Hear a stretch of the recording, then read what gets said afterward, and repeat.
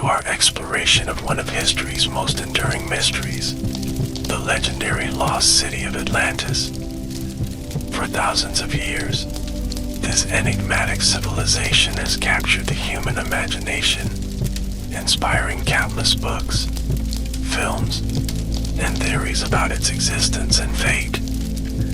In the next few hours, we'll embark on a fascinating journey through time, examining the origins of the Atlantis myth, its evolution throughout history, and the ongoing search for evidence of this purported advanced civilization.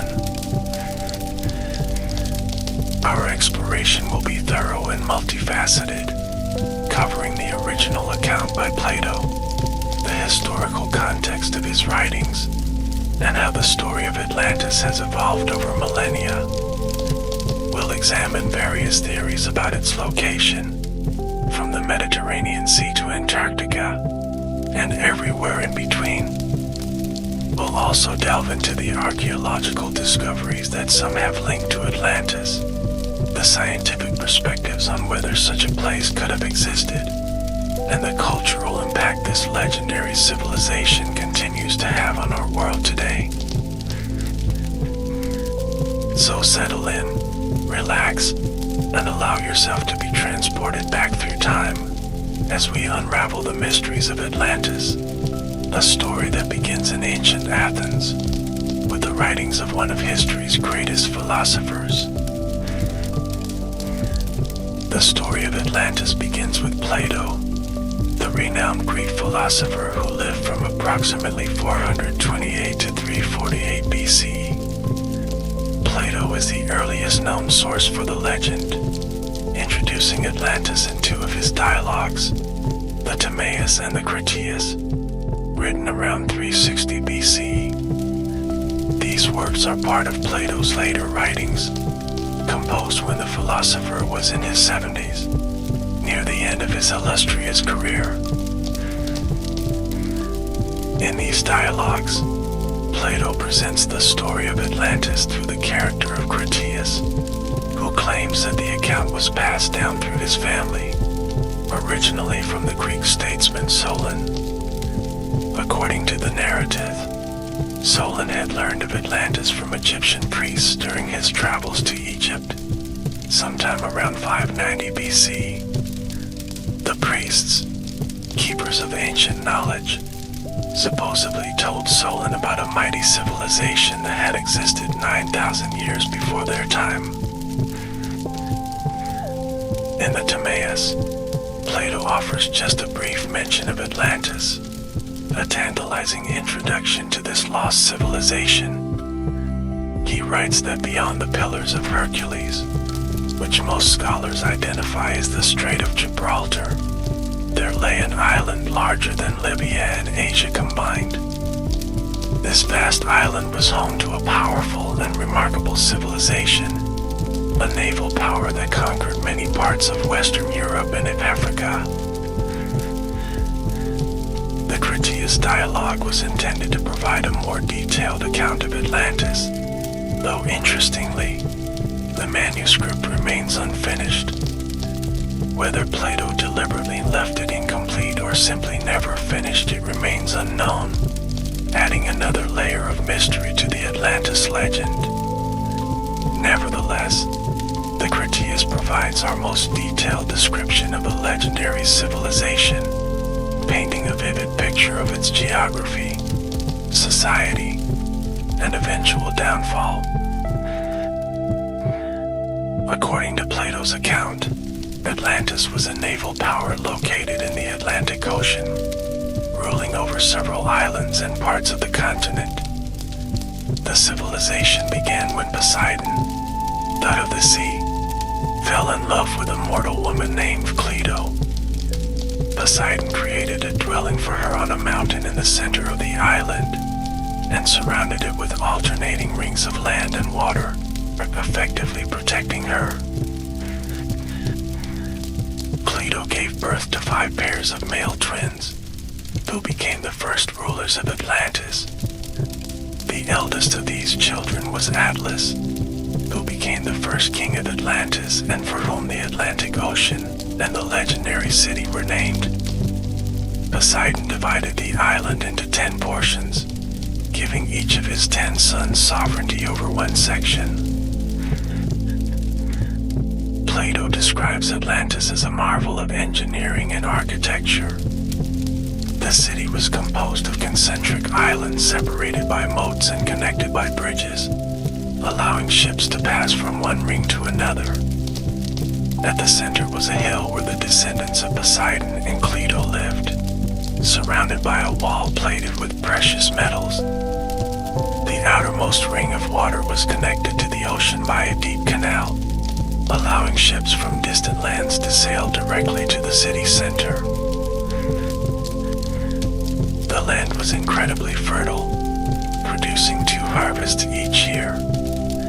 The island was rich in natural resources, including various metals and even the mysterious metal orichalcum, which Plato described as being more precious than any metal except gold. The Atlanteans had constructed magnificent palaces, temples, harbors, and docks. They had hot and cold fountains, bathhouses, and an elaborate system of canals for irrigation and transportation. The society of Atlantis was highly organized and prosperous. Its people were skilled engineers, architects, and sailors. For many generations, the Atlanteans lived virtuously, following the laws set down by Poseidon. They were governed by the descendants of the original 10 kings, who would meet regularly to discuss matters of state and administer justice. However, according to Plato, as time passed, the divine nature of the Atlanteans began to fade as their blood mingled with that of mortals. Their noble nature became diluted by human ambition and greed. They began to conquer other lands and enslave peoples, expanding their empire across the region. Eventually, the Atlanteans set their sights on Athens and Egypt. It was the Athenians who led the resistance against the Atlantean invasion, standing alone after other nations fell or surrendered. Against all odds, Athens defeated the mighty Atlantean navy, demonstrating the superiority of virtue over power and wealth. The defeat of Atlantis was soon followed by an even greater catastrophe. Plato writes that there occurred violent earthquakes and floods, and in a single day and night of misfortune, the island of Atlantis disappeared into the depths of the sea. This cataclysm not only destroyed Atlantis but also decimated the victorious Athenian forces. Thus, a great civilization vanished, leaving no trace behind except the shallow, impassable sea marked by modded chills. This, in essence, is the account of Atlantis as presented by Plato. It is the foundation of all subsequent Atlantis theories and speculations, the original source from which all other versions derive.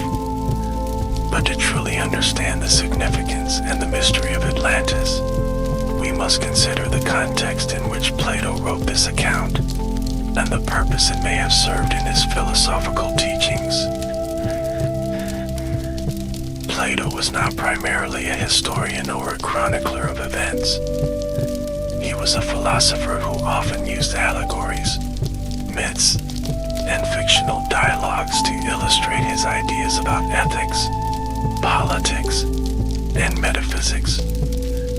Many scholars believe that the story of Atlantis was crafted as a philosophical allegory, designed to illustrate Plato's political theories about the ideal state and the dangers of corruption and hubris. In Plato's works, particularly the Republic, he outlines his vision of an ideal state governed by philosopher kings. Atlantis, as initially described, shares many characteristics with this ideal state. It is ordered, prosperous, wise rulers who follow divine laws. Its downfall comes when it deviates from these principles, succumbing to greed and the desire for conquest. Similarly, Plato's portrayal of ancient Athens as the virtuous adversary of Atlantis aligns with his idealization of Athens before its own decline. Some scholars see the Atlantis story as Plato's warning to his contemporaries, illustrating the dangers that could befall Athens if it continued on a path of imperial ambition and moral decay. Moreover, the catastrophic end of Atlantis echoes other flood myths found in many cultures around the world, from the biblical story of Noah to the Mesopotamian epic of Gilgamesh. These myths often serve as moral tales, showing divine punishment for human wickedness. Plato may have incorporated such elements to reinforce the moral dimension of his narrative. It's also worth noting that Plato places the story of Atlantis in the mouth of Critias, not in his own voice. This narrative device creates a certain distance between Plato and the tale, perhaps suggesting that he did not intend it to be taken as literal historical truth. Instead, it may have been meant as what scholars call a noble lie or a likely story, a fictional narrative that nevertheless contains important truths about human nature and society.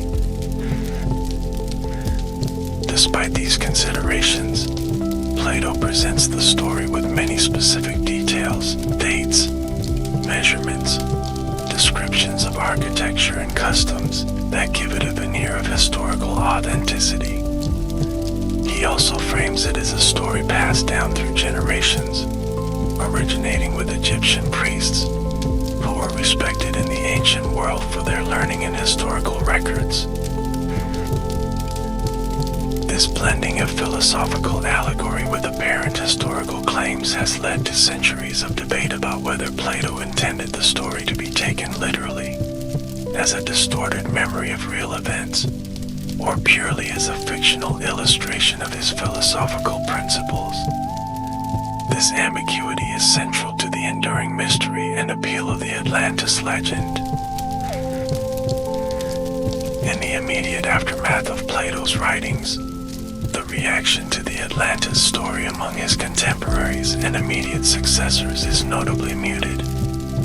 Aristotle, Plato's most famous student, is reported to have dismissed the story with the saying, "He who invented Atlantis also destroyed it," suggesting he viewed it as a fictional creation of his teacher. Other ancient writers seem to have either ignored the story or treated it with skepticism. The absence of any mention of Atlantis in earlier Greek literature, including Homer's works, was particularly telling. If Atlantis had been a significant part of Greek historical or mythological tradition, it would likely have appeared in these earlier sources. Nevertheless, the seed planted by Plato would eventually grow into one of history's most enduring mysteries. The question of Atlantis, whether it existed, where it might have been located, and what might have happened to it, would capture imaginations for millennia to come. It is to this afterlife of the Atlantis myth, its evolution and transformation through the centuries, that we now turn our attention.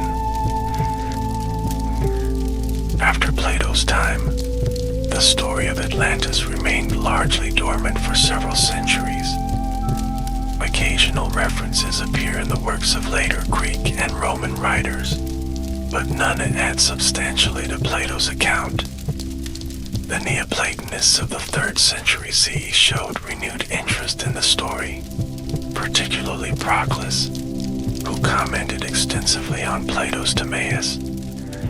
However, they tended to interpret Atlantis allegorically, as representing cosmic or metaphysical principles rather than a literal place.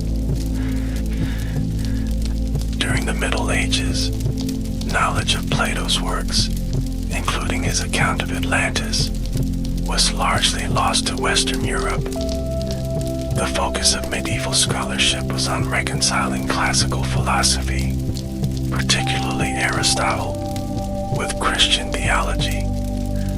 Plato's dialogues, including the Timaeus and Critias, were preserved primarily in the Byzantine Empire and the Islamic world. The Renaissance brought a revival of interest in Plato's works, as scholars rediscovered and translated ancient Greek texts. The story of Atlantis re-entered Western consciousness, though initially as a philosophical allegory rather than a historical account.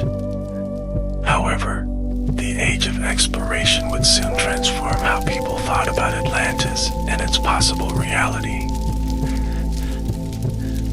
The voyages of Christopher Columbus and other explorers in the late 15th and early 16th centuries opened up new worlds to European eyes. The discovery of the Americas, landmasses unknown to ancient Europeans, raised intriguing possibilities. That these new lands be connected to the lost civilization described by Plato, located beyond the Pillars of Hercules in the Great Ocean. European explorers encountered sophisticated civilizations in the Americas, including the Aztec and Inca empires, with impressive cities, advanced engineering, and complex social structures. Some began to speculate that these civilizations might be descendants of Atlantean survivors, or that Atlantis itself might have been located in the New World. Francisco López de Gómara, a Spanish historian, suggested in 1552 that the Americas were the legendary Atlantis. Similarly, Francis Bacon's 1627 novel New Atlantis imagined an advanced civilization on a Pacific island, inspired partly by Plato's account and partly by reports of newly discovered lands. The 17th and 18th centuries saw further speculation about Atlantis, often tied to attempts to explain the origins of indigenous American peoples. Athanasius Kircher, a German Jesuit scholar, published a map in 1665 showing Atlantis as an island in the middle of the Atlantic Ocean. This was one of the first attempts to visually represent Plato's lost civilization, placing it in a specific geographical context. During the Enlightenment, as rationalism and scientific thinking gained prominence, skepticism about Atlantis increased. Many scholars came to view it as purely mythological, a product of Plato's imagination rather than a historical reality. Yet the story continued to fascinate, and new theories about Atlantis continued to emerge. The 19th century marked a significant shift in Atlantis theories, with the rise of pseudo-archaeological and occult interpretations. Perhaps the most influential figure in this transformation was Ignatius Donnelly, an American congressman and amateur scientist. In 1882, Donnelly published Atlantis, the Antediluvian World, a book that would reshape popular conceptions of Atlantis for generations to come.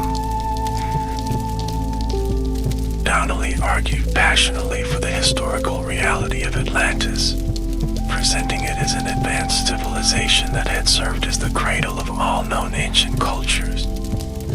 He pointed to similarities in myths, languages, and architectural styles across widely separated regions as evidence of a common Atlantean origin. He also suggested that many technological and agricultural innovations had originated in Atlantis and spread from there to other parts of the world. Donnelly's book was enormously popular, selling tens of thousands of copies and inspiring numerous other works on Atlantis. He effectively transformed Atlantis from a philosophical allegory into a lost civilization, a concept that would become increasingly popular in the late 19th and early 20th centuries.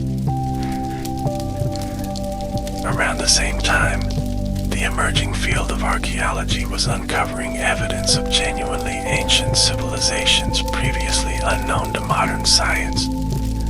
Heinrich Schliemann's excavation of Troy in the 1870s proved that places once thought mythical could have historical foundations. Arthur Evans's discovery of Minoan civilization on Crete in the early 1900s revealed a sophisticated Bronze Age culture that had been largely forgotten. These legitimate archaeological discoveries lent credibility to the idea that other lost civilizations might be waiting to be rediscovered. They also provided potential historical candidates for Atlantis itself. The Minoan civilization, centered on Crete and other Aegean islands, seemed particularly promising.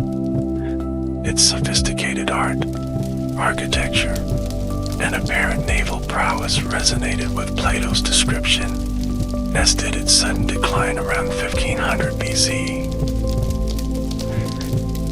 The late 19th and early 20th centuries also saw the rise of theosophy and other esoteric movements that incorporated Atlantis into their spiritual cosmologies.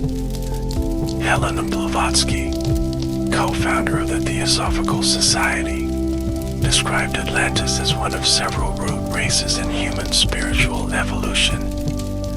She claimed to have access to ancient wisdom about Atlantis through mystical means, adding layers of occult significance to the legend. Edgar Cayce, the famous American psychic known as the Sleeping Prophet, produced numerous readings about Atlantis between the 1920s and 1940s. Cayce described Atlantis as an advanced civilization with technologies even beyond those of the 20th century, including flying machines and crystal-based energy systems. He predicted that evidence of Atlantis would eventually be found near Bimini in the Bahamas, a claim that continues to inspire searches in that area today.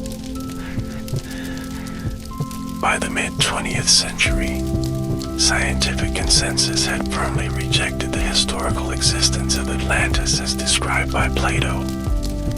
Advances in geology, particularly the development of plate tectonic theory, made it clear that continents do not sink into the ocean as described in the Atlantis story.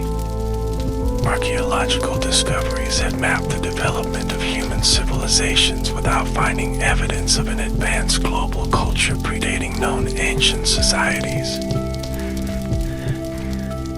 Nevertheless, popular fascination with Atlantis continued unabated. The legend found new life in fiction, film, and television, where it could be reimagined without the constraints of historical or scientific accuracy. From Jules Verne's 20,000 Leagues Under the Sea to pulp comics, Disney animations, and modern blockbusters, Atlantis became a staple of popular culture. The late 20th century also saw the emergence of alternative archaeology or pseudo-archaeology, which continued to promote the idea that Atlantis is historical reality. Authors like Graham Hancock and Charles Berlitz published popular books suggesting various locations for the lost civilization and connecting it to other mysteries like the Bermuda Triangle or the Great Pyramid. Today, in the 21st century, Atlantis remains a powerful cultural symbol and a persistent mystery. Scientific consensus continues to view it as a fictional creation of Plato, yet researchers still occasionally propose new theories about historical events or locations that might have inspired the legend. The story continues to evolve, reflecting changing cultural preoccupations and the enduring human fascination with lost knowledge and vanished worlds. Now that we've traced the evolution of the Atlantis legend through history, let's explore some of the most significant theories about where Atlantis might have been located, if indeed it existed at all. These theories range from the scientifically plausible to the frankly fantastic, but each has its passionate advocates and has contributed to the rich tapestry of the Atlantis mystery. One of the most enduring theories places Atlantis in the Atlantic Ocean, in keeping with Plato's description of an island beyond the Pillars of Hercules. Some have suggested that Atlantis might have been a mid-Atlantic continent or a large island that truly did sink beneath the waves. Proponents point to the Mid-Atlantic Ridge, an underwater mountain range that runs north-south through the Atlantic, as a possible location. The Azores, Canary Islands, and Madeira have all been proposed as potential remnants of Atlantis. These archipelagos, volcanic in origin, rise from the Atlantic seabed and could theoretically be the mountaintops of a larger landmass. However, geological evidence shows these islands formed through volcanic activity, not from a sinking continent. Furthermore, they have been islands for millions of years, far longer than the time frame given in Plato's account. The idea of a mid-Atlantic Atlantis gained scientific support briefly in the early 20th century, before the development of plate tectonic theory. However, we now know that the floor of the Atlantic Ocean consists of relatively young oceanic crust, not sunken continental crust. The Atlantic has been widening gradually as the Americas drift away from Europe and Africa, not shrinking as would be required if a continent had disappeared there. Another popular theory identifies Atlantis with the Mediterranean island of Santorini, also known as Thera. Around 1600 BCE, Santorini experienced one of the largest volcanic eruptions in recorded history. The Minoan eruption, as it is known, devastated the island and created a massive tsunami that affected the entire eastern Mediterranean.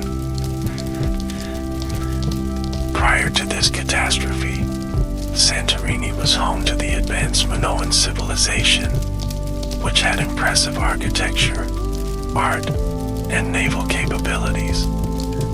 The eruption not only destroyed settlements on Santorini itself, but may have contributed to the decline of Minoan civilization on nearby Crete. The parallels with Plato's account, an advanced island civilization destroyed by a natural disaster, are striking. Proponents of the Santorini theory suggest that Plato's account might be based on garbled memories of this historical catastrophe, passed down through generations before reaching the Egyptian priests and eventually Solon. The time frame would have been exaggerated and details embellished, but the core event, the destruction of an island civilization, would be based on historical fact. However, there are significant problems with identifying Santorini as Atlantis. The island is much smaller than the vast territory described by Plato. It lies within the Mediterranean, not beyond the Pillars of Hercules. And the chronology is wrong. The Minoan eruption occurred around 1600 BCE, not 9,000 years before Solon's time as stated in Plato's account. Some scholars have suggested that the Atlantic Ocean itself might be a misinterpretation. They propose that the Atlantis Plato described might actually have been located in or near the Black Sea. This theory gained prominence following the discovery of evidence for a massive flood in the Black Sea region around 5600 BCE, when rising Mediterranean waters breached the Bosporus and rapidly filled the Black Sea basin. This catastrophic flooding event, which would have inundated coastal settlements and displaced populations, has been suggested as a possible historical basis for various flood myths, including perhaps elements of the Atlantis story. Archaeological evidence has revealed prehistoric settlements now submerged beneath the Black Sea, lending some credibility to the idea of lost civilizations in this region. Another Mediterranean is Malta, with its impressive prehistoric temples dating back to 3600 BCE. These megalithic structures demonstrate surprising architectural sophistication for their time, suggesting an advanced Neolithic culture. Some researchers have proposed that Malta and its surrounding islands might be remnants of a larger landmass that partially subsided, though geological evidence for such a scenario is lacking. Moving further afield, some theories place Atlantis in the Americas. This idea gained popularity after the European discovery of the New World and its advanced civilizations. Various locations have been proposed, from the Caribbean to Central America, South America, and even Antarctica. The Caribbean theory focuses on the Bahamas and the curious underwater formation known as the Bimini Road. Discovered in 1968, this submerged feature consists of linear arrangements of rectangular limestone blocks. Some have interpreted it as the remnants of an ancient harbor or road, possibly connected to Atlantis. Geologists, however, generally view it as a natural formation of beach rock. Central American theories connect Atlantis to the Maya or Aztec civilizations. Proponents point to superficial similarities between Mesoamerican pyramid building cultures and aspects of Plato's description. However, these civilizations emerged thousands of years after the purported destruction of Atlantis and developed independently from Old World cultures. South American theories often focus on Bolivia's Lake Titicaca region, where the ruins of Tiwanaku display impressive stonework and engineering. The fact that these ruins lie at a high altitude, far from the ocean, is explained by proposing massive geological uplifting, a scenario not supported by mainstream geology. Perhaps the most extreme location theory places Atlantis in Antarctica. This idea, popularized by Charles Hapgood and others, suggests that Antarctica was ice-free in the distant past and home to an advanced civilization. Proponents point to the Piri Reis map, a 16th century Turkish map that some claim shows the coastline of an ice-free Antarctica. However, geological evidence firmly establishes that Antarctica has been ice-covered for millions of years, long before humans evolved. A theory that gained attention in the early 21st century identifies Atlantis with the Donana National Park in southwestern Spain. In 2004, German physicist Rainer Kuhne claimed to have identified Atlantis using satellite imagery, pointing to structures buried in the marshlands near Cadiz. The location is intriguing because it lies just beyond the Strait of Gibraltar, the traditional identification of the Pillars of Hercules. Archaeological investigations in the area have uncovered evidence of various ancient settlements, including the Tartessian culture, which was known to the Greeks and might have influenced Plato's account. However, none of these findings match the scale or time frame of Plato's Atlantis. They represent more modest settlements from the first millennium BC, not a vast island and empire from 9,000 years earlier.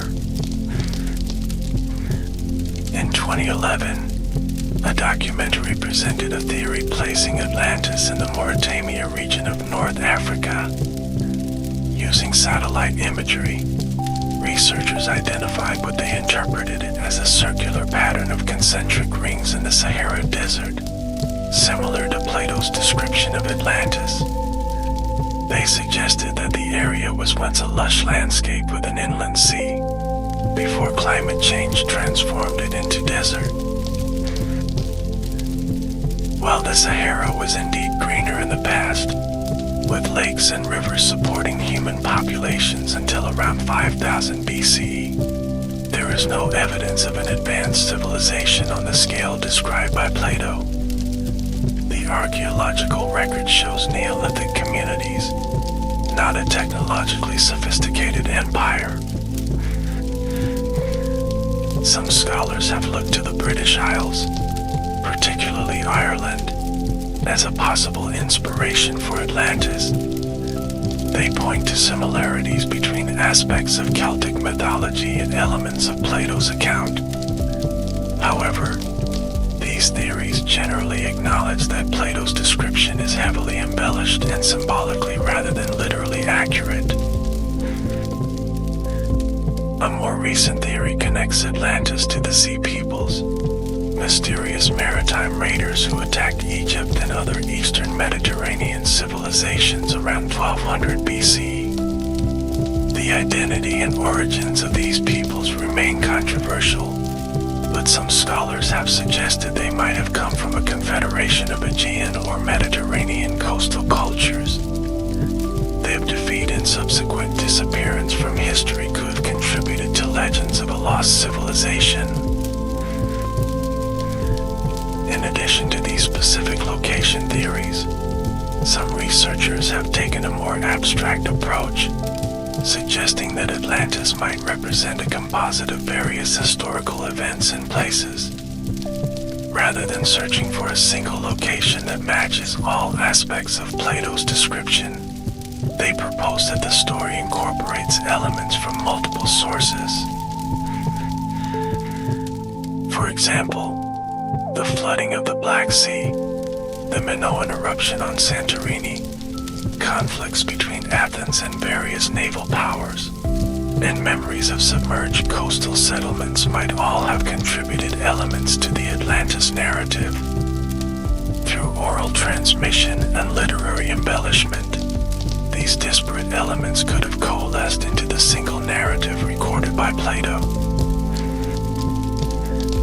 This composite approach has much to recommend it from a scholarly perspective. It acknowledges the literary and philosophical dimensions of Plato's work while still allowing for historical inspirations. It also helps explain why so many different locations seem to match some, but never all, aspects of the Atlantis description.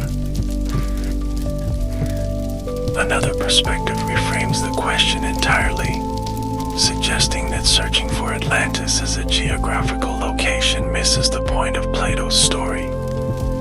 From this view, Atlantis functions primarily as a philosophical construct, a thought experiment designed to illustrate Plato's ideas about government, ethics, and the rise and fall of civilizations. This interpretation focuses on how Atlantis operates within Plato's dialogues, not as a historical claim but as a narrative device. The detailed description serves to make the philosophical message more engaging and memorable, much as Plato's famous allegory of the cave uses a vivid scenario to illustrate abstract concepts about perception and reality. Having explored the various theories about where Atlantis might have been located, let's now turn to the scientific perspective on this enduring mystery. How do modern scientists from various disciplines, archaeology, geology, oceanography, and others, approach the question of Atlantis? From an archaeological perspective, the fundamental problem with Atlantis is the complete absence of physical evidence. Despite advances in archaeological techniques and extensive exploration of the Mediterranean region and beyond, no artifacts, structures, or sites have been conclusively identified as Atlantean.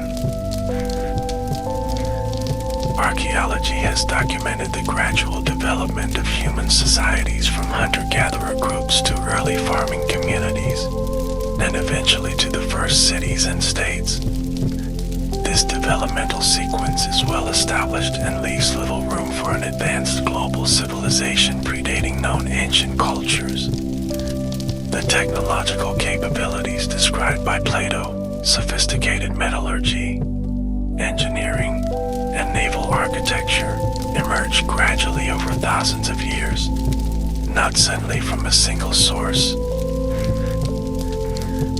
Moreover, archaeological evidence shows that human civilizations developed independently in different parts of the world, with distinct characteristics reflecting local resources, environments, and cultural traditions. This pattern contradicts the idea of a single, global source of civilization like Atlantis. From a geological perspective, the most problematic aspect of the Atlantis story is the claim that an entire continent or large island suddenly sank beneath the ocean. Modern geology, built on the theory of plate tectonics, has thoroughly mapped the structure and history of the Earth's crust. Continents do not sink, as they consist of relatively light crustal material that essentially floats on the denser mantle beneath. While geological processes can cause changes in land elevation through volcanism, earthquakes, subsidence, or erosion, these processes generally operate slowly over geological timescales. Dramatic changes, such as volcanic island formation or collapse, typically affect relatively small areas, not entire continents or large islands as described by Plato. Oceanography and marine geology have mapped the seafloor extensively, particularly in the Atlantic and Mediterranean. These surveys have revealed no evidence of sunken continents or large islands that have disappeared within human history. The Atlantic Ocean floor consists primarily of oceanic crust that formed through seafloor spreading, not sunken continental material. Climate science and paleoclimatology have reconstructed past sea levels with considerable precision. While sea levels have risen significantly since the end of the last ice age by about 120 meters over the past 20,000 years, this increase has been gradual, not sudden as in Plato's account. This rising sea level has submerged coastal areas worldwide, which might have contributed to flood myths but cannot explain the catastrophic destruction described for Atlantis. Anthropology and comparative mythology offer perhaps the most productive scientific approach to understanding Atlantis. Flood myths appear in cultures worldwide, suggesting they reflect common human experiences with coastal flooding, tsunamis, or other water-related disasters. The universality of these myths suggests they emerge from shared experiences rather than describing a single historical event. Linguistic and genetic studies have mapped the spread and diversification of human languages and populations with increasing precision. These patterns show no evidence of a common global civilization within the time frame specified by Plato. Instead, they reveal distinct regional developments with limited interconnections until relatively recent times. Given these scientific considerations, most researchers conclude that Atlantis as described by Plato cannot have existed literally. However, this does not mean the story is entirely fictional. As we've seen, it might incorporate memories of real historical events, places, and peoples, transformed through cultural transmission and literary creativity. This scientific perspective does not diminish the cultural significance of the Atlantis myth. Many important myths contain profound truths about human nature, society, and our relationship with the natural world, even if they are not literally true. The enduring appeal of Atlantis speaks to fundamental human concerns about hubris, catastrophe, and the fragility of civilization. Now that we've examined the historical development of the Atlantis legend and the scientific perspective on its plausibility, let's explore why this story continues to fascinate us. What is it about Atlantis that has allowed it to maintain such a powerful hold on our collective imagination for thousands of years? One of the most compelling aspects of the Atlantis myth is its embodiment of the lost golden age narrative. Human cultures worldwide share a tendency to imagine a past era when life was better, people were nobler, and knowledge was greater than in the present. This narrative pattern appears in many forms, from the biblical Garden of Eden to Hesiod's Ages of Man to modern nostalgia for simpler times. Atlantis represents a lost golden age of human achievement, a civilization that supposedly reached heights we can only imagine before being lost forever. This narrative appeals to our sense that something valuable has been lost from human experience, that our ancestors possessed wisdom or capabilities that we have forgotten. It offers the tantalizing possibility that we might recover this lost knowledge and thereby solve contemporary problems. Related to this is the appeal of hidden or forbidden knowledge. The idea that crucial information has been concealed, forgotten, or suppressed exerts a powerful attraction. It suggests that the official narrative is incomplete, that there are deeper truths waiting to be discovered by those willing to look beyond conventional wisdom. The Atlantis legend fits perfectly into this template. It promises access to ancient wisdom and advanced technology, supposedly lost for millennia but potentially recoverable through dedicated research. This aspect of the myth has particular appeal in times of crisis or rapid change, when existing knowledge seems inadequate to address current challenges. Atlantis also embodies the cautionary tale of hubris and downfall. In Plato's account, Atlantis begins as a virtuous society but gradually becomes corrupt, greedy, and militaristic. Its destruction comes as divine punishment for this moral decay, a warning about the consequences of straying from proper ethical principles. This moral dimension resonates with contemporary concerns about environmental destruction, technological overreach, and societal decline. Many modern interpretations of Atlantis emphasize ecological themes, suggesting that the Atlanteans destroyed themselves through misuse of advanced technology or failure to live in harmony with nature. In an era of climate change and environmental degradation, such cautionary tales have particular relevance. The mystery aspect of Atlantis is another key to its enduring appeal. Humans are naturally drawn to puzzles and enigmas, particularly those that seem potentially solvable but remain elusive. The tantalizing details in Plato's account, specific measurements, architectural features, social structures, invite attempts at correlation with archaeological findings or geographical features.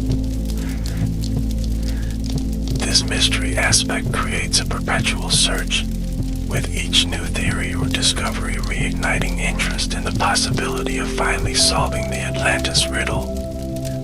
The very absence of conclusive evidence ensures that the search continues, with each generation bringing new techniques, technologies, and perspectives to the investigation. The psychological concept of the exotic other also contributes to Atlantis' appeal. Human cultures often project their hopes, fears, and fantasies on the distant or unknown societies. Atlantis serves as a blank canvas for such projections, allowing each era and culture to reimagine it according to contemporary preoccupations and ideals.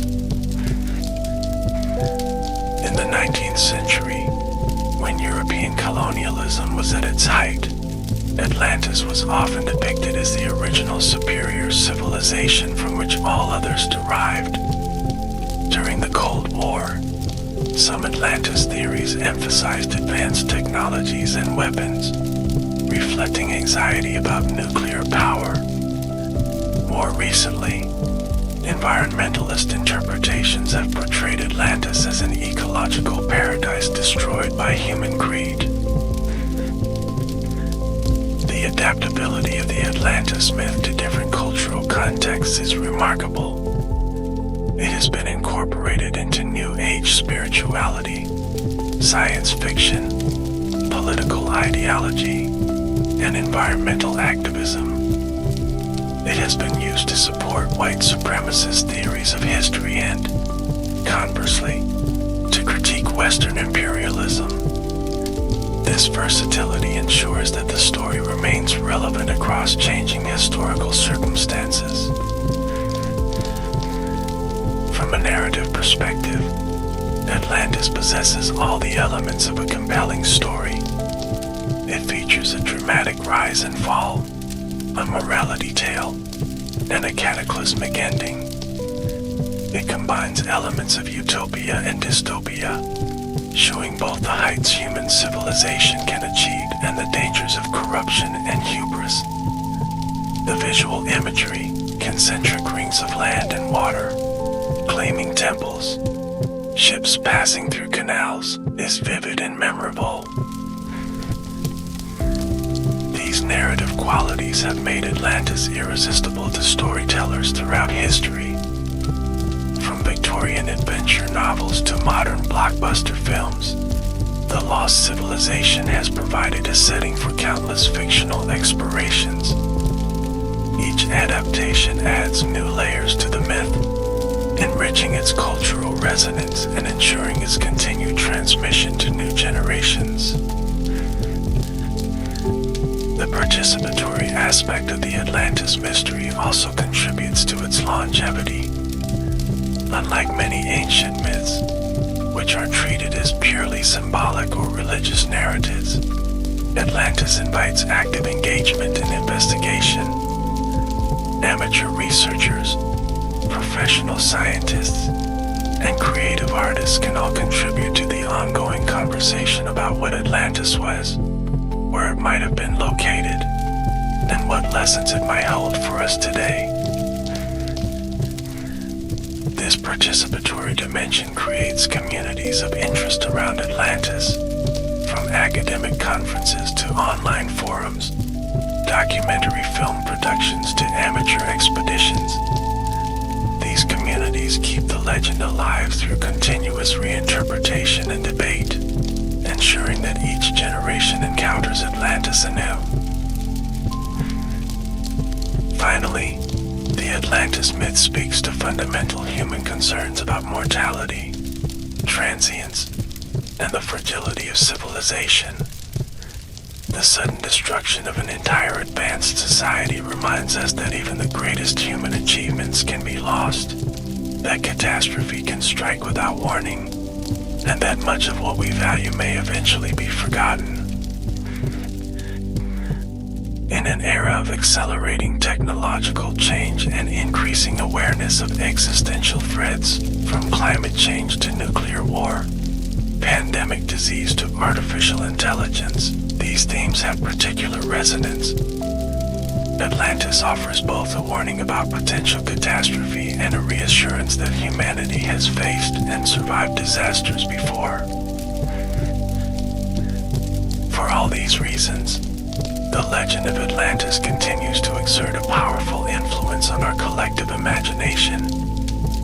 It has transcended its origins and Plato's philosophical dialogues to become a cultural archetype, a story that shapes how we think about human history, technological progress, environmental responsibility, and the cyclical nature of civilization. Whether or not Atlantis ever existed as a physical place, its existence as a cultural phenomenon is undeniable and significant. The questions it raises about the nature of historical knowledge, the relationship between myth and history, patterns of rise and fall in human societies remain as relevant today as they were when Plato first introduced the story over 2 millennia ago. Now, let's explore how the legend of Atlantis has manifested in popular culture throughout history, particularly in the modern era. This cultural afterlife of Atlantis reveals much about how ancient myths are repurposed and reimagined to address contemporary concerns and desires.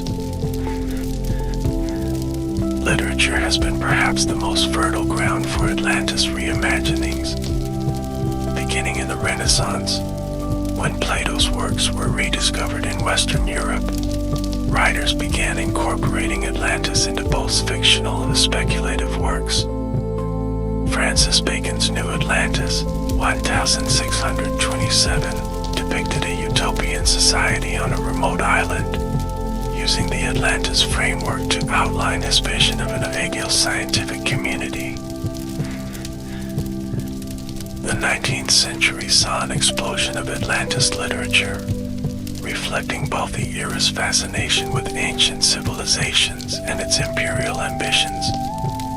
Jules Verne featured Atlantis in 20,000 Leagues Under the Sea, 1870, with Captain Nemo exploring the submarine ruins of the lost civilization. This portrayal, emphasizing advanced technology and mysterious underwater ruins, would influence countless later depictions.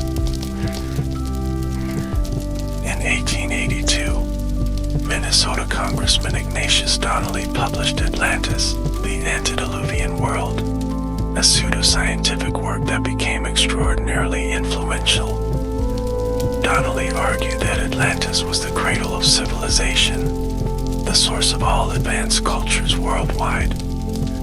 Though rejected by scholars, his work captured the public imagination and inspired numerous fictional treatments. The late 19th and early 20th centuries saw Atlantis incorporated into occult and esoteric traditions. Helena Blavatsky, founder of Theosophy, described Atlantis as home to one of several root races in human spiritual evolution. Her writings influenced numerous other occult authors, though expanded on the supposed spiritual and technological achievements of the Atlanteans. The pulp fiction era of the 1920s and 1930s embraced Atlantis enthusiastically. The lost civilization became a staple setting for adventure stories, particularly in magazines like Weird Tales. Robert E. Howard, creator of Conan the Barbarian, incorporated Atlantis into his fictional prehistory, as did his contemporary Clark Ashton Smith. Comic books adopted Atlantis as a key location in various fictional universes. Perhaps most famously, DC Comics introduced Aquaman as the King of Atlantis in the 1940s, creating an underwater civilization that continues to feature in comics, television, and films today. Marvel Comics also developed its own version of Atlantis, ruled by the character Namor the Submariner. Science fiction writers have repeatedly returned to Atlantis, using it to explore themes of lost technology, ancient astronauts, and cyclical history. Marion Zimmer Bradley's The Fall of Atlantis, 1987, reimagined the lost civilization through a feminist lens, while authors like A.G. Riddle have incorporated Atlantis into techno-thrillers about ancient conspiracies and hidden technologies. Film and television have further popularized the Atlantis myth. Disney's 2001 animated feature Atlantis, The Lost Empire, introduced a generation of children to the legend, depicting Atlantis as a technologically advanced civilization powered by a mysterious crystal energy source. The film combined elements from various Atlantis theories, particularly those of Edgar Cayce, with original fantasy elements. The The television series Stargate Atlantis, 2004 to 2009, reimagined Atlantis as an alien city ship that had been abandoned on Earth millions of years ago before being rediscovered by modern humans. This science fiction adaptation preserved the core elements of advanced technology and catastrophic submersion while completely transforming the historical context. Documentaries about Atlantis have become a staple of channels focusing on history, archaeology, and the paranormal. These programs typically present various theories about Atlantis' location and fate, often giving equal weight to mainstream scholarly perspectives and fringe hypotheses. They reflect the public's continued fascination with the possibility of discovering concrete evidence of the lost civilization. Video games have embraced Atlantis as a setting for adventure and exploration. Titles like Indiana Jones and the Fate of Atlantis, Tomb Raider, and Assassin's Creed Odyssey have featured Atlantis-themed content, allowing players to virtually explore imagined versions of a legendary city.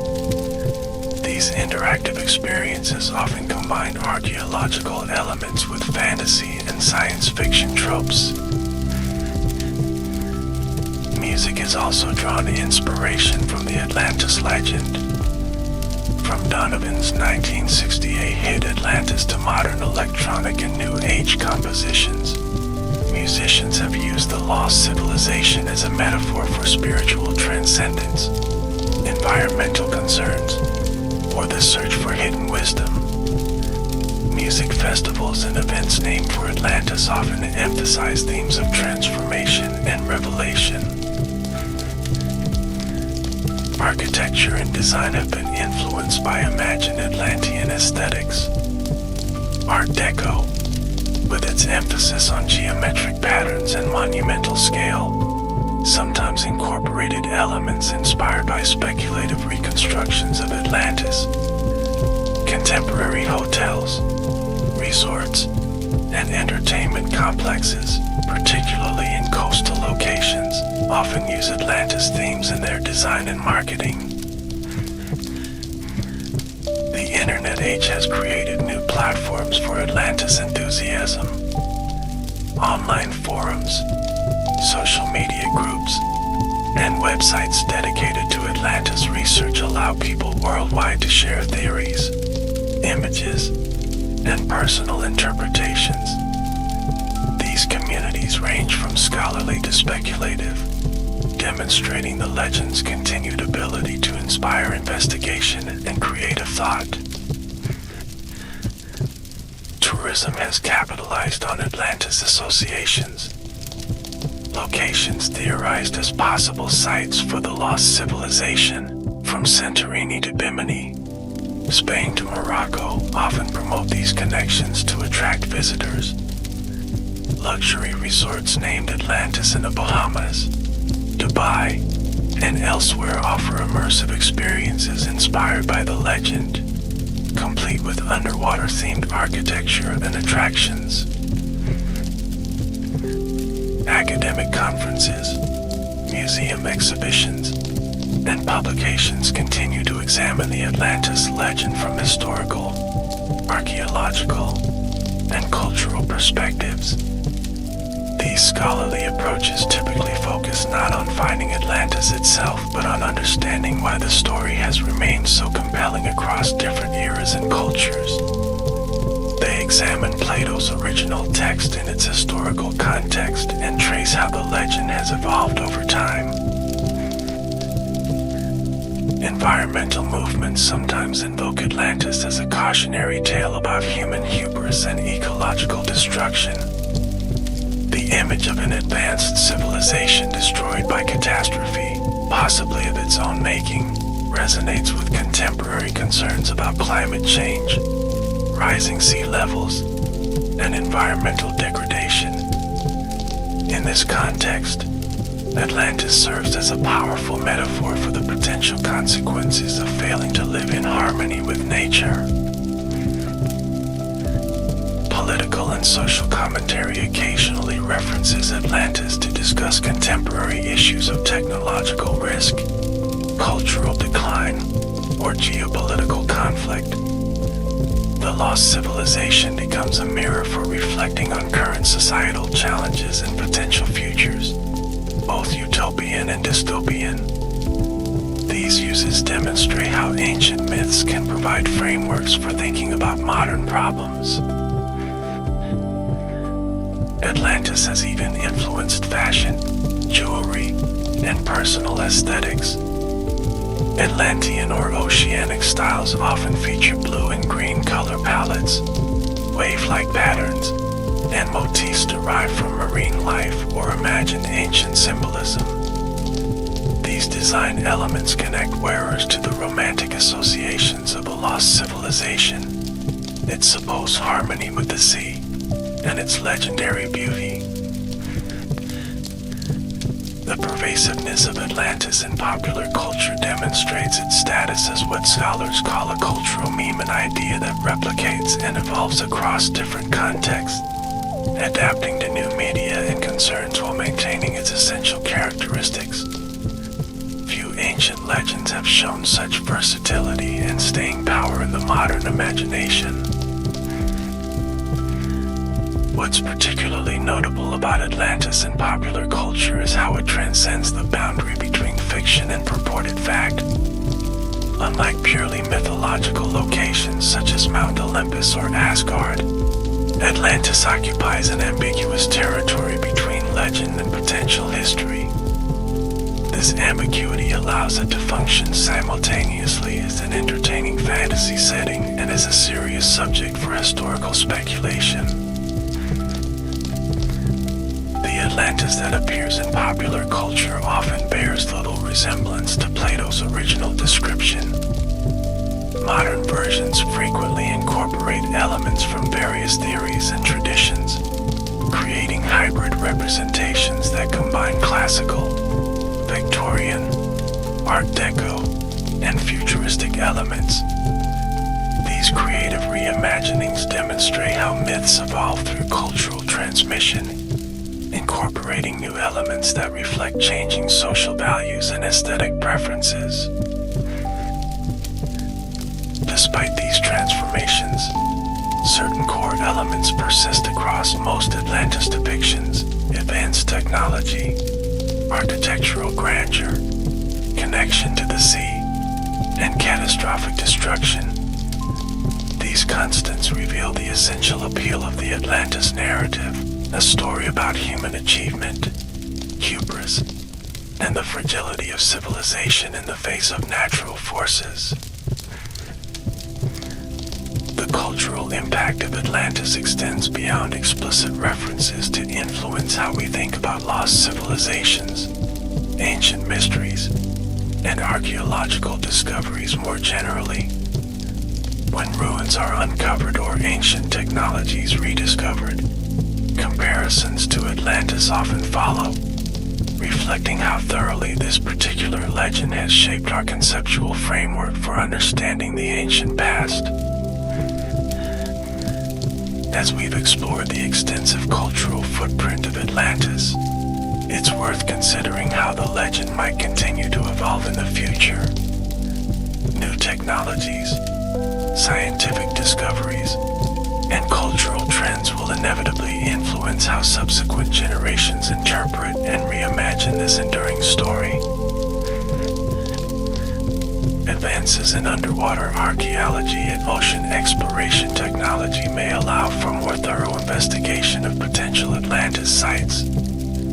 Areas of the seafloor that have remained inaccessible could reveal new information about submerged landscapes and structures, potentially providing fresh material for Atlantis theories. Techniques like side-scan sonar, underwater lidar, and autonomous underwater vehicles are rapidly expanding our ability to map and explore the ocean depths. Climate science and paleoclimatology continue to refine our understanding of past sea level changes and their impacts on coastal settlements. as researchers document how rising waters at the end of the last ice age submerged vast coastal plains worldwide. They provide context for understanding how memories of lost landscapes might have contributed to flood myths, including perhaps aspects of the Atlantis story. Genetic research and bioarchaeology are revealing increasingly detailed information about population movements and cultural connections in prehistory. These findings may influence theories about possible historical inspirations for Atlantis, either supporting or challenging proposals about specific ancient cultures and their interactions. Virtual reality and augmented reality technologies offer new possibilities for experiencing imagined reconstructions of Atlantis.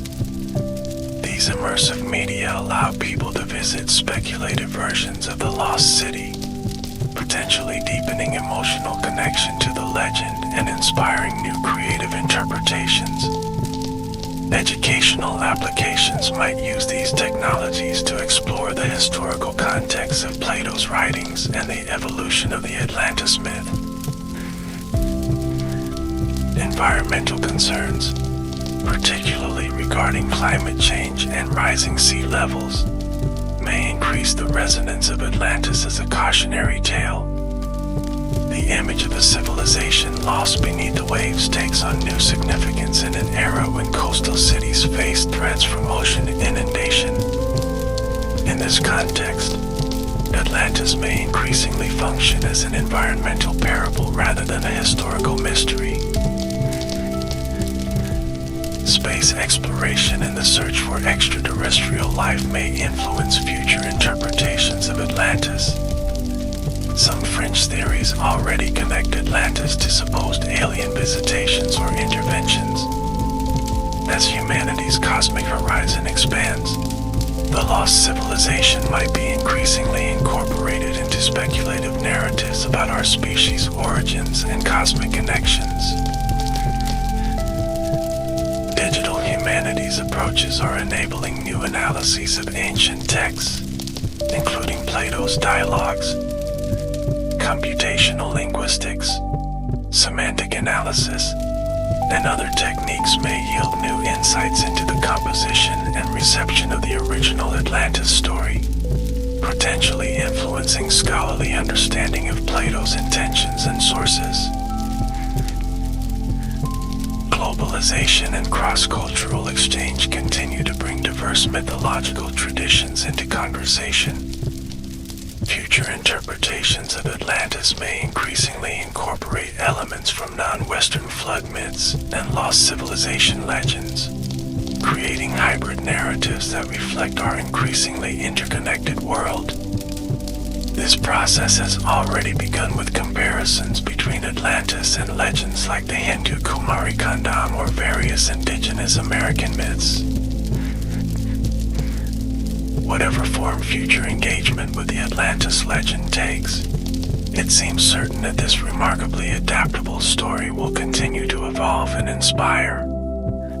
Nearly 2,400 years after Plato first mentioned the lost civilization, Atlantis remains a powerful symbol of human achievement, vulnerability, and the enduring quest to understand our past. As we near the conclusion of our exploration of Atlantis, let's reflect on what this enduring legend reveals about human nature, our relationship with the past, and our hopes and fears for the future. The persistence of the Atlantis myth demonstrates humanity's deep fascination with our own history. We are a species obsessed with origins, where we came from, how we developed, and what might have been lost along the way. This historical curiosity reflects our self-consciousness as temporal beings, aware of our place in a long continuity of human experience stretching back into the distant past. Atlantis represents one answer to the question of origins. It offers an alternative historical narrative that imagines a more glorious past than conventional archaeology and history suggest.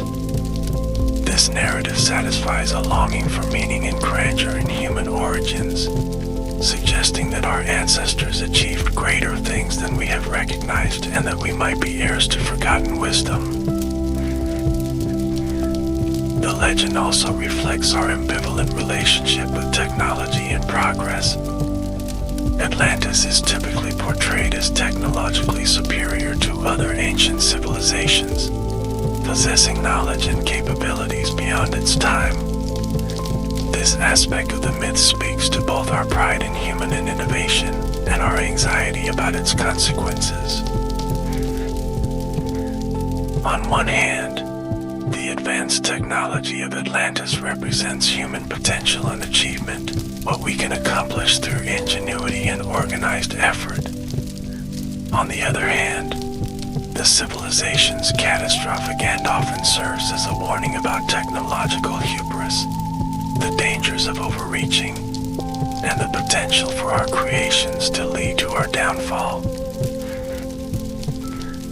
This technological ambivalence has particular relevance in our current historical moment.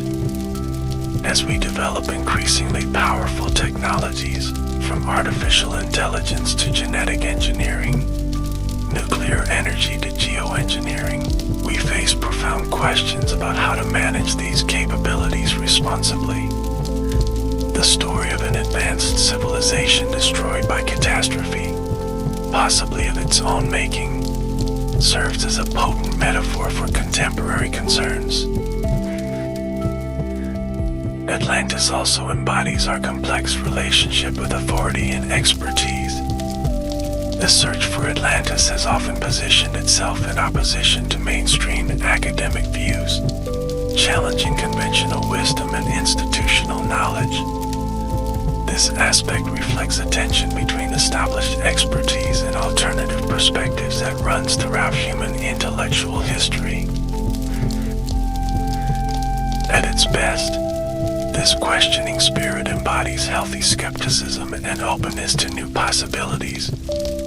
History is full of examples where unconventional ideas eventually prove correct, overturning established paradigms. At its worst, however, it can manifest as rejection of methodological rigor, evidence-based reasoning, and the accumulated knowledge of generations of scholars. The Atlantis legend illuminates this tension. It reminds us of the value of both established methods and creative thinking, of both careful evaluation of evidence and willingness to consider unlikely possibilities. The most productive approach lies not in dogmatic assertion of either mainstream or alternative perspectives, but in careful, open-minded evaluation of claims based on evidence and logical reasoning. The story of Atlantis also reveals our tendency to project contemporary concerns onto the past. Each era has reimagined Atlantis according to its own preoccupations and values. Victorian-era interpretations often emphasized racial hierarchies and imperial themes, reflecting the colonial mindset of the time. Cold War-era versions frequently focused on advanced weapons and technologies, mirroring anxiety about nuclear conflict. Today's interpretations often emphasize environmental themes and spiritual values. This pattern of projection is not unique to Atlantis, but characterizes much of our engagement with the past. We tend to see history through the lens of our own experience, finding reflections of our concerns in the stories of earlier times. This projection is not inherently problematic. Indeed, it's one way that cultural myths remain relevant and meaningful across generations. However, it becomes problematic when we mistake our projections for historical reality, when we assume that people of the past shared our worldview, values, and concerns. The Atlantis legend reminds us of the importance of historical empathy, attempting to understand past societies on their own terms, recognizing their differences from our own. When we approach Plato's original account in its historical and philosophical context, we gain insights not only into the possible meanings of the Atlantis story but also into the worldview of classical Athens, its values, concerns, and intellectual traditions. Finally, the enduring appeal of Atlantis speaks to our need for wonder and mystery in a world that can seem thoroughly mapped, cataloged, and explained.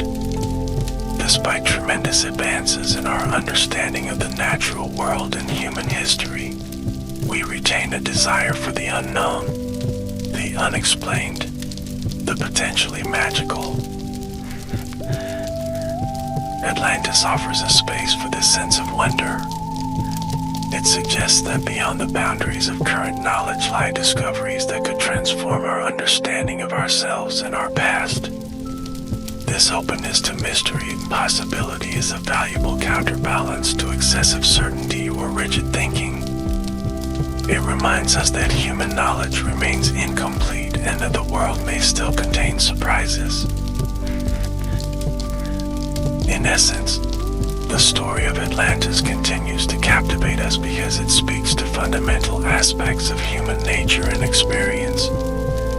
It addresses our curiosity about origins, our ambivalence about technology, our relationship with authority and expertise, our tendency to project ourselves onto the past, and our need for wonder and mystery. In these ways, it functions as all great myths do, as a mirror in which we see ourselves reflected. Whether or not Atlantis existed as a physical place, its existence as a cultural phenomenon is real and significant. The search for Atlantis, literal or metaphorical, continues to inspire exploration, creativity, and reflection. In this search, we may discover not a lost continent but something perhaps more valuable, deeper understanding of ourselves, our past, and our place in the grand narrative of human civilization. As we conclude our journey through the legend of Atlantis, from its origins in Plato's dialogues to its countless reimaginings throughout history, we are left with a profound appreciation for the power of story to shape human understanding across millennia. The tale of a magnificent civilization lost beneath the waves continues to resonate because it touches something fundamental in our collective psyche, our awareness of both the remarkable achievements and inherent fragility of human civilization. Perhaps this is the true significance of Atlantis.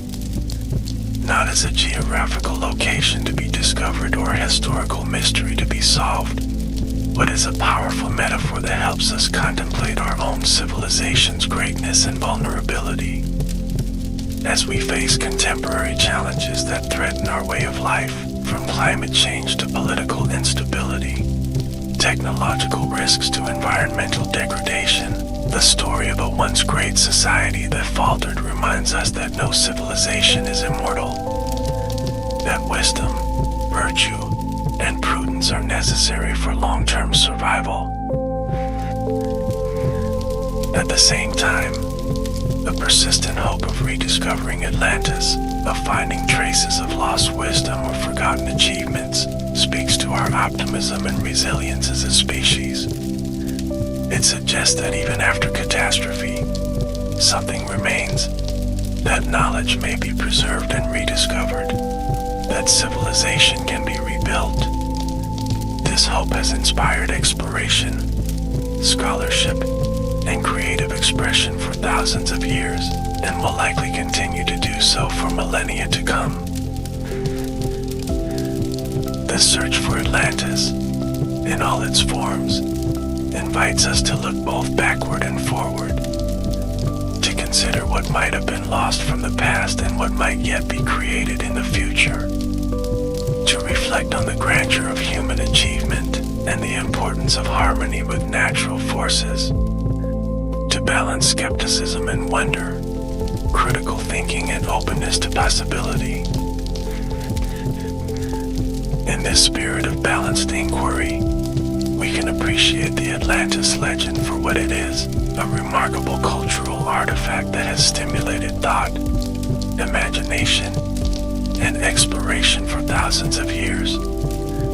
Whether approached as philosophy, history, literature, or myth, it continues to offer insights into both the ancient world that created it and the successive societies that have reimagined it.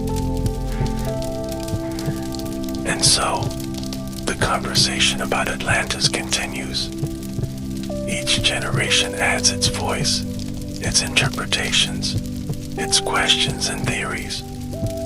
The dialogue that Plato began remains unfinished, appropriately so, for the Critias dialogue itself breaks off mid-narrative, leaving the fate of Atlantis forever suspended between telling and silence.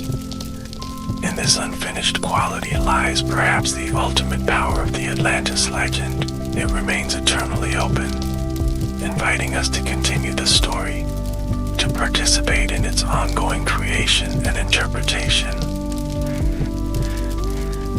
As you drift toward sleep, imagine the waves closing over that legendary island, its temples and canals, its gardens and harbors. Picture the knowledge and achievements of its people, preserved perhaps in some form, waiting to be rediscovered. Consider what wisdom the story of Atlantis might hold for our own civilization, standing as we do on the shore of an uncertain future, between achievement and vulnerability, knowledge and mystery, memory and forgetting. In the depths of dreams, perhaps you'll visit those sunken halls, walk those forgotten streets, glimpse that lost world that has captivated humanity for more than 2,000 years. And perhaps, like generations before us, you'll awaken with questions, inspirations, and a sense of wonder about the vast ocean of history, with its countless stories waiting beneath the surface, some lost forever, others preserved in the timeless dialogue of human culture.